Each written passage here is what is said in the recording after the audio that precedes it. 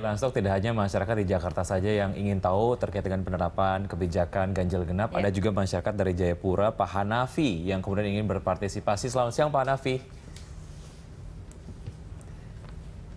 Ya, Pak Hanafi. Ya, kami mengalami gangguan komunikasi dengan Pak Hanafi. Kita akan lanjutkan nanti. Saya ke Pak Prianto. Pak Prianto, terkait dengan akses lah ya. Kalau bicara soal 3-in-1 kan aksesnya adalah joki 3-in-1. Dengan penerapan ganjil genap ini, apa saja aksesnya dan apa saja yang akan dilakukan untuk mengantisipasi akses-akses ini, Pak Prianto? Jadi itu memang sudah diantisipasi, khususnya ini domainnya dari pihak kepolisian. Itu juga sudah menyampaikan ke kami, kemungkinan itu ya biasalah akal-akalan itu ya kan, yang biasa kita sering jumpai gitu, dalam arti kata pada saat dia lewat pada tanggal ganjil, mungkin kendaraan dia genap, nah, dia akan mengganti plat. Paling nggak itu eksesnya. Atau itu seperti yang udah tersebar di media sosial itu kan, jadi dengan secara otomatis diganti-ganti platnya kan, secara otomatis pada saat dia ganjil akan berubah jadi ganjil, pada saat dia genap akan berubah jadi genap. Nah itu memang sudah kita bahas dan kita bicarakan, dan itu kami yakin betul polisi itu paham akan hal itu, gitu. Karena memang untuk sanksinya mungkin perlu dikasih tahu kepada masyarakat. Mungkin masyarakat udah kepikiran, oke saya akan mengganti plat saya gitu, misalnya ingin tahu juga sebetulnya sanksinya berapa sih.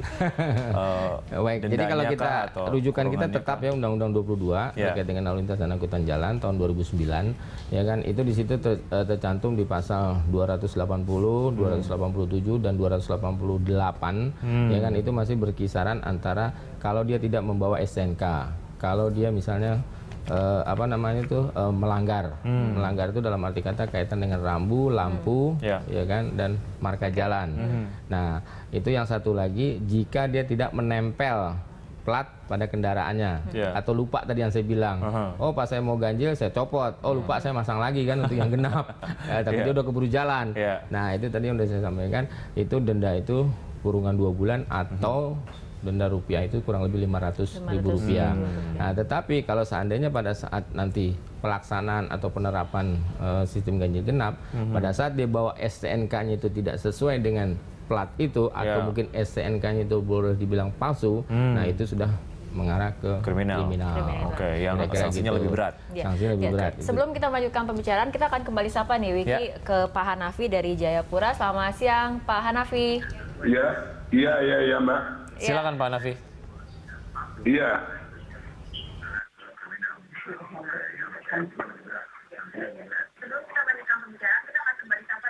Artinya mengenai rekayasa lalu lintas dengan penerapan nomor plat ganjil. Selamat siang Mbak. Iya.